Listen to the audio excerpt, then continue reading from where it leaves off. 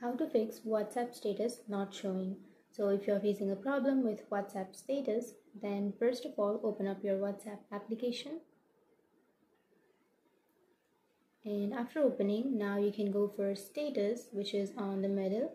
And then after opening your status here, if you don't find the status, or if you're facing a problem with your status, then you can go for the upper right corner, which has the three dots icon, and then go for status privacy.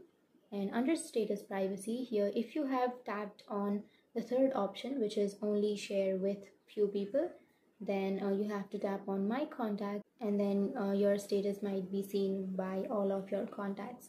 So that's one way to fix your problem. Or if you can go back, and you have to make sure that you have updated your WhatsApp application. So to check that, open up your Play Store and then tap on the search bar and then search for WhatsApp.